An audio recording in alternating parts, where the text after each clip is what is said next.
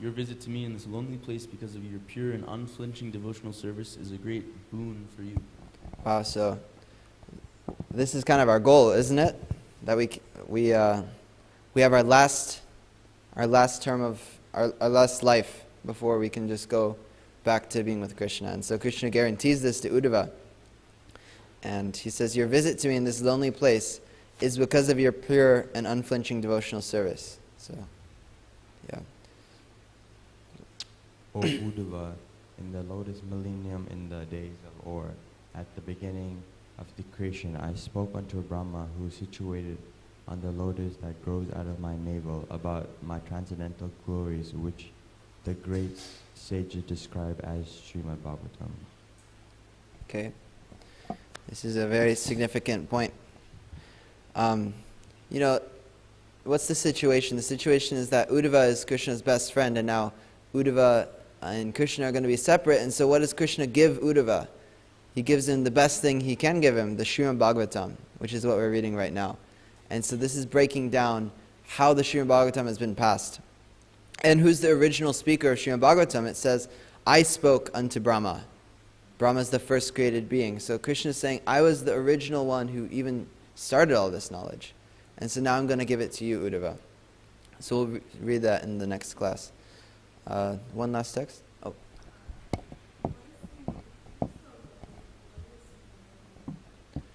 I'm actually, well, we hear that the universe goes through many different millenniums, many different ages. I'm unsure, but it says when he spoke unto Brahma, so that was at the beginning of creation. Do you have any other thoughts on that?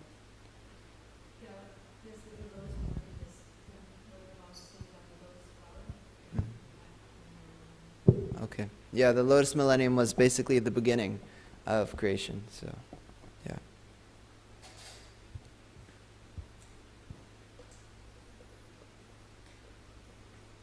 Uddhava said, O Vidura, when I was thus favored at every moment by the Supreme Personality of Godhead and addressed by him with great affection, my words failed in tears, and the hairs on my body erupted. After smearing my tears, I, with folded hands, spoke like this. Okay, nice little cliffhanger for the next class. What did Uddhava say to Krishna? So he approaches Krishna, his words are failing in tears, and his hairs are standing on end, and he's very upset. It's a very heart-wrenching scene. All right, let's read text 11. Shri Bhagavanu Vacha Veda Hamantar Manasipsitam Te Dadami Yata Duravapamanyai Sache Pura Vishvachujam Vasunam Matsidhi Kamena Vasotya Yeshta.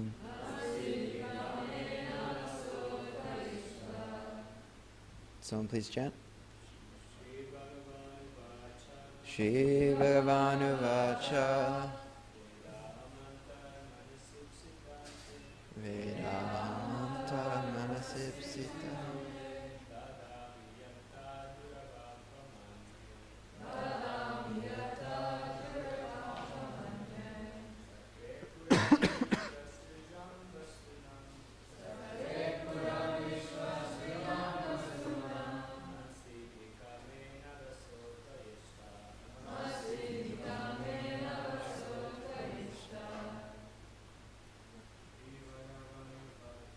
Shri Bhagavanu Vacha Vedamanta Manasipsitante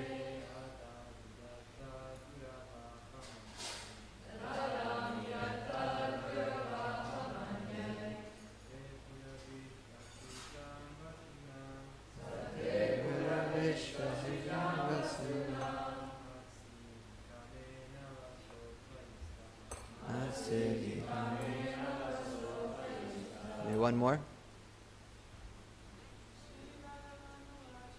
Shri Bhagavanu Vacha Veda hamantar manasipsitam te. Nagami tata duragam.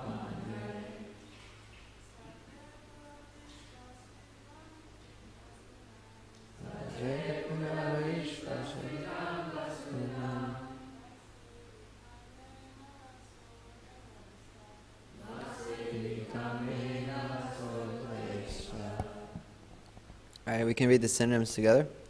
Shri Bhagavanu Vacha, his personality Godhead said, Veda, no, Aham, I, Anta, within, Manasi, the mind, Ipsitam,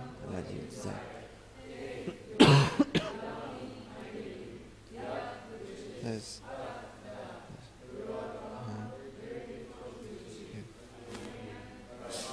Sache in the sacrifice. Buddha, days of your Vishva, Vasunam, Vasus, says he, to achieve masses. Vaso, Vas, Vaya, Vaya, Ishta, ultimate goal. Can someone read the translation one more time? Oh, Vasu, I know from within your mind what you desired in the days of yore, when the Vasus and the other demigods responsible for expanding the universal affairs performed sacrifices. You particularly desired to achieve my association. This is very difficult for others to obtain, but I awarded it unto you. Okay. So read the first paragraph of the purport. Purport by Srila Prabhupada. Srila Prabhupada ki jai. Uddhava is one of the eternal associates of the Lord. In the plenary portion of Uddhava, it was one of the 8 Vasus in the days of yore. The 8 Vasus and the demigods in the upper planetary system, who are responsible for the management of the universal affairs, performed a sacrifice in the days of yore, desiring to fulfill their respective ultimate goals in life. At that time, an expansion of Uddhava, acting as one of the Vasus, desired to become an associate of the Lord. The Lord knew this because he is present in the heart of every living entity as Paramama, the superconsciousness. In everyone's heart, there is the representation of the superconsciousness who gives memory to the partial consciousness of every living entity. The living entity, as partial consciousness, forgets incidents of his past life, but the superconsciousness reminds him how to act in terms of his past cultivation of knowledge. Bhagavad Gita confirms this fact in various ways. Ye tamam prapadyante tam sataivam bhajamyaham sarvasya chaham hridisani vishto mata smritir jnanam apohanam cha. Maybe that's it.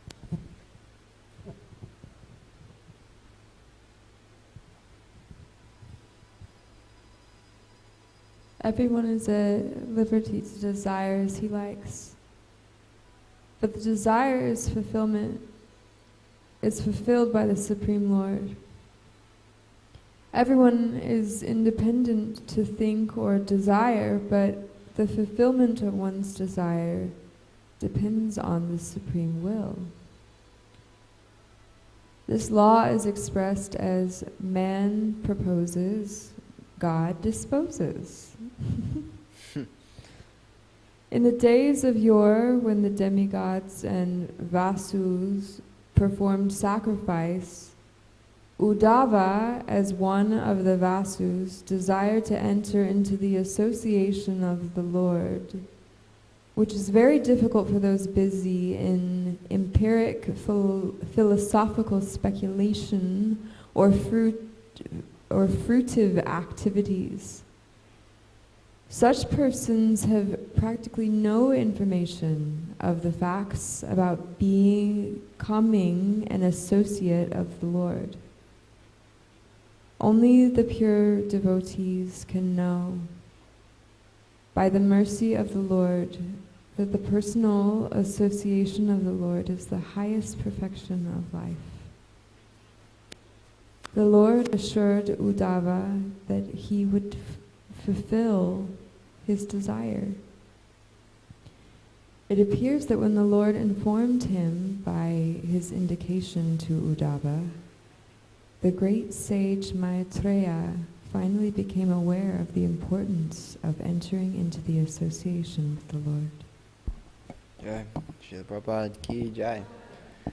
Namo Vishwaya Krishna Prasad Bhutale Srimate Bhaktivedanta Swami Niti Namane Namaste Saraswati Deve Gauravani Pacharine Nirvishesha Shunyavadi Prasyatya Deshatarine.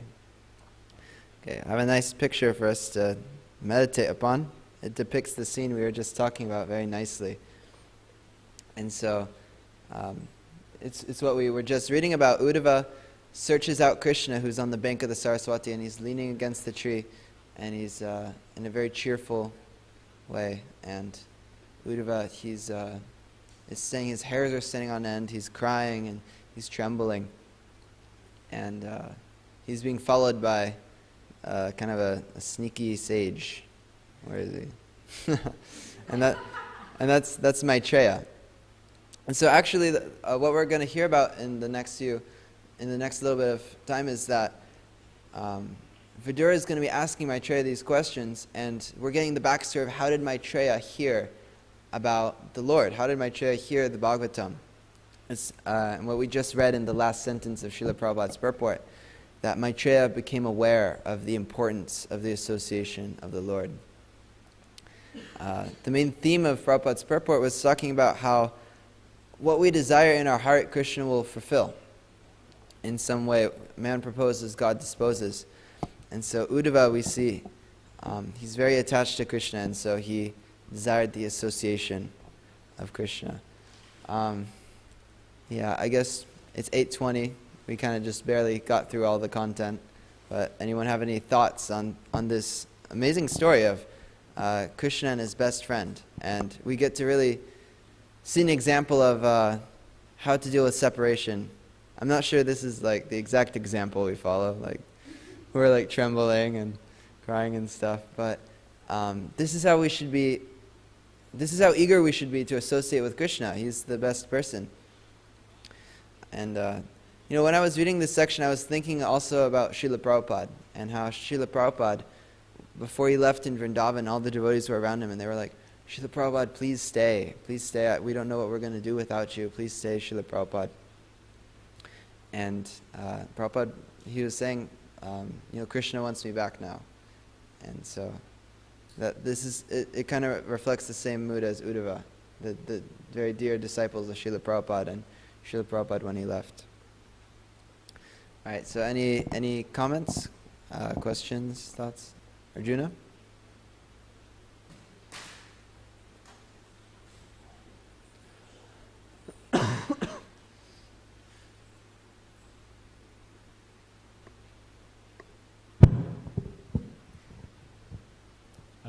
Thank you for a wonderful class, Prabhu.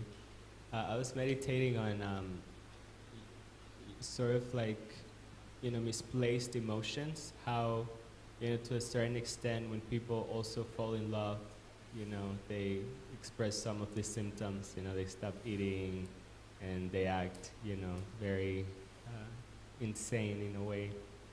People go to, chase, the lover and just do crazy things. But for whatever reason, this is so hard to achieve when it comes to God, who's, our creator. So, of course, that has a lot to do with our material contamination and our desire to pursue things that are not Krishna himself. But yeah, that was just my thought, how nice it would be that, I'll speak for myself, I can place those thoughts and emotions onto God so I can have the same feeling of separation. Yeah, what a great point. Srila Rupa Goswami describes how devotional service, it's like a sugar candy, but we have jaundice. And so, it's like, this is the best person. This is the supreme person. This is your best friend. Person who's given you everything, and person who's like the most blissful to associate. But for some reason, we'd rather chase over, like, you see like the kind of people chase after. It's like what are you doing with your life, man? Like, get over them. Stop wallowing. Go be yourself or something. And they also approach their significant others like Uddhava, don't go, please. But this same thing flipped unto God. It's like such a high perfectional stage. It's interesting how spirituality and materialism, they often parallel, kind of like flipped, it's like, so what a nice point. Thank you, Arjuna. Prabhupada Priya? Yeah, just following on that same point. We're fortunate because we have the capability of knowing Krishna, so intimately through the descriptions of his, who he is, what he looks like, what his qualities are, what he does, how he interacts with his devotees, how, we have so much information. So, every like bona fide religion in the world will say that the perfection of life is to know God, or is to love God. But how can you love someone that you don't know? So that they don't have a lot of information about God. And it's kind of like many religions, they don't even know what God looks like. They don't have a clue what he does. They don't know what his name is. So, we're so fortunate that we have all this clarity, that we know we know God's name, his address, his phone number, how to contact him. Huh. We know all of what he does, who his parents are, like you were saying, who his kids are, everything, we just know so much. And that's just a sample, but we can know more. Because we can read about him and we can hear about him, but also by serving him, by chanting his holy names, then he reveals much about himself from within also, that adds to what's there in the scriptures, etc. So, we can actually love God through the process of, through Krishna consciousness, through Gaudiya Vaishnavism. It's a very unique opportunity for the human being to know God and to actually develop a loving relationship with him. Jai, wow, so nicely put. Bhagavatam gives us his phone number, his address, his mother's maiden name, and stuff like that. Esther?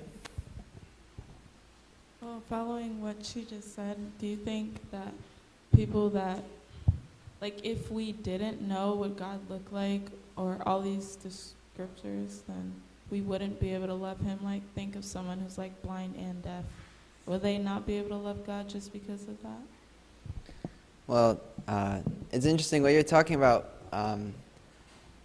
We understand that there's two different kind of spheres of life. There's spiritual and material. And so being blind, that's technically a material blockage. Being deaf, that's a material blockage. So in the absolute sense, nothing material can block from something spiritual. Spiritual is beyond everything gross, physical, everything matter. It doesn't matter what kind of body you're in, doesn't matter, nothing material is really able to hinder you. Some things might be more favorable, some things might make it a little bit easier, but at the end of the day, spiritual life, it doesn't have any material blockage. Does anyone have any more thoughts on Esther's point?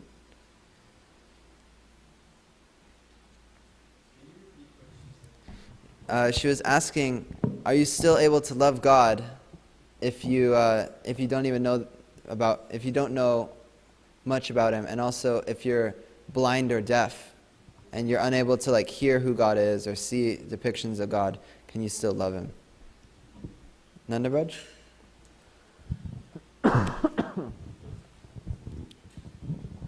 Krishna is Paramatma, is within everybody's heart. And he's just waiting for us to turn to him and start to inquire about him. And in that way, he'll make the arrangements for us to get to know him in some way, shape, or form, by sending a spiritual master, sending us books on knowledge of him, or some way, shape, or form. So that's our main duty, is to make that movement from facing away from Krishna to facing towards him. Okay.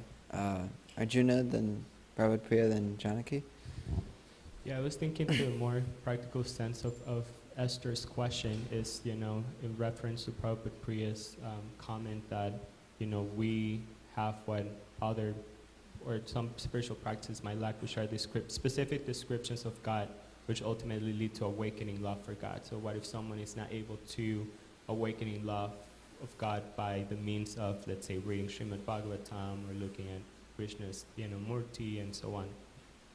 So, circling back to Nanda Prajas, it's certain that Krishna is within our heart.